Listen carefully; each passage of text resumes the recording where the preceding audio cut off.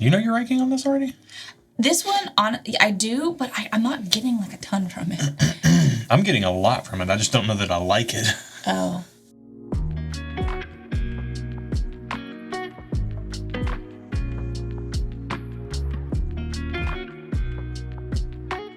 Welcome to the channel, bringing a real-world perspective to the real-world whiskey consumer. I'm Josh. And I'm Erin. And we are back with another one of our Wildcard Wednesday videos where we draw a sample at random from our worldwide pool of sipping spirits.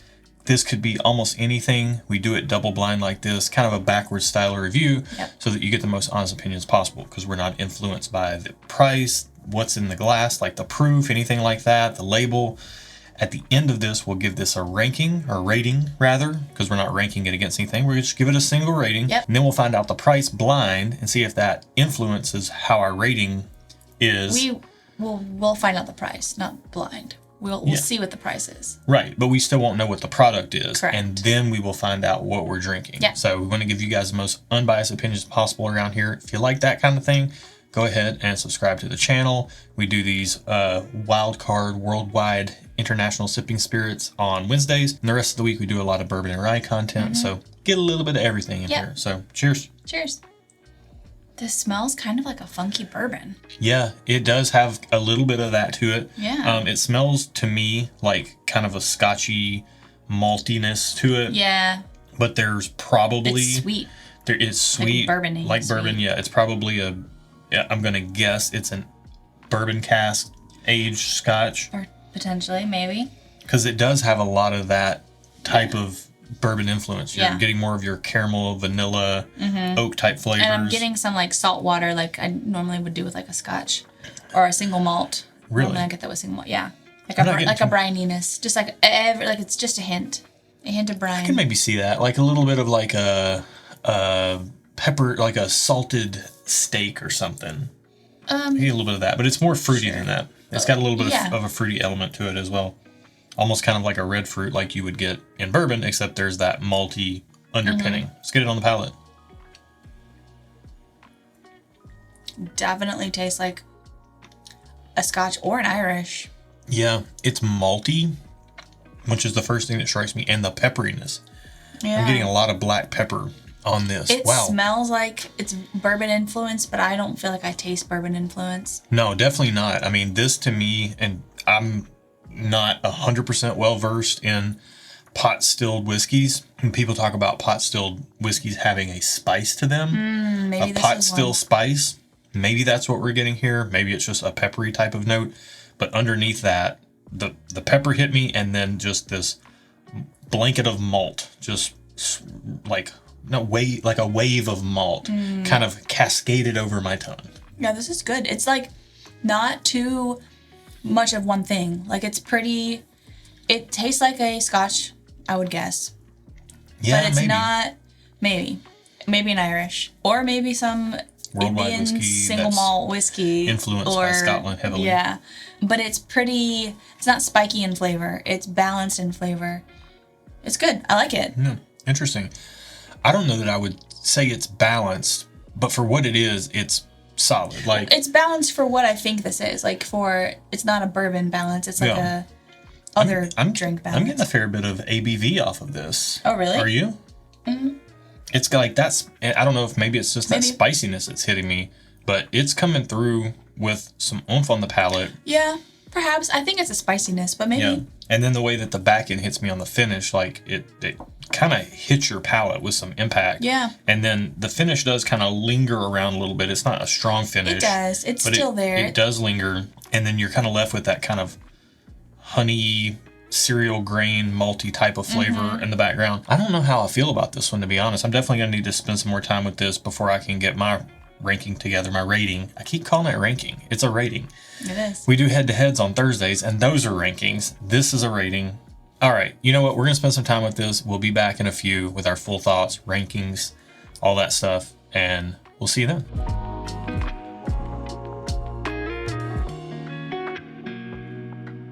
man, I definitely needed that time. Nothing really changed, but I just had to sit with it for a minute and focus on it. I got a lot more impact on the finish once I was not trying to talk through it to a camera. That makes sense, yeah. And it really does come across with that kind of salt and peppered steak vibe to me, with that malty cereal grain underneath all of it. Yeah, and I'm also, the finish is still lingering. Like, I can feel it. And I personally don't really love it all that much. What's your rating on this? I'm giving it a thumbs up. I think it's solid. I like it. Okay. I don't have to have it, but I like it. Yeah, I'm going to give it a just okay. If I got a glass of this handed to me by somebody, I would finish it and enjoy it for what it is. But then I would ask for something different to try next. Fair. If I could go thumbs up, it would be saying that I like this glass enough that I would like to have another pour of it.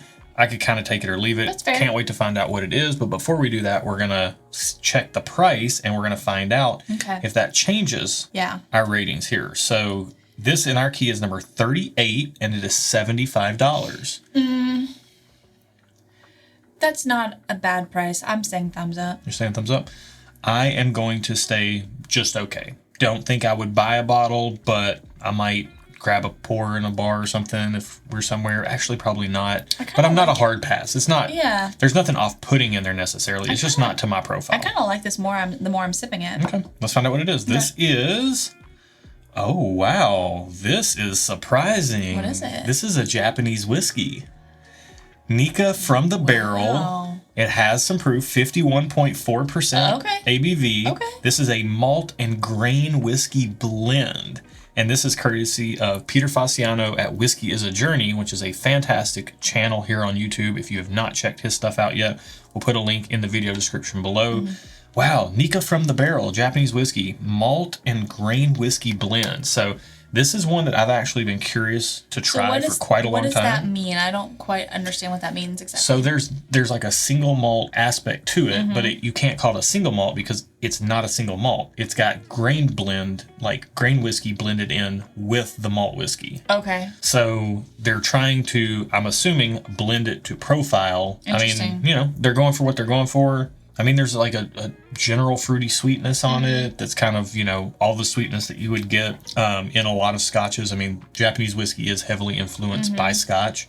So, you are getting your kind of apricot-y type of notes in there. Yeah, but it's under there. Yeah, they're under the malt. They're under the pepper. They're under the... Yeah, I mean, for sure. The malt is really what's coming through. And I guess some of the grain as well is what we're picking up on. One more sip now that I know what it is. I've had another. I'll take another, though. I enjoy this. It's not something I'm gonna rush out and get, but I like it, and I feel like it maybe at some point it'd be something I'd be like, oh yeah, we could have that. Yeah, it's a cool looking bottle, which is why I've been tempted to buy it before when I've seen it. But now having tasted it, I'm kind of glad I didn't personally. Yeah.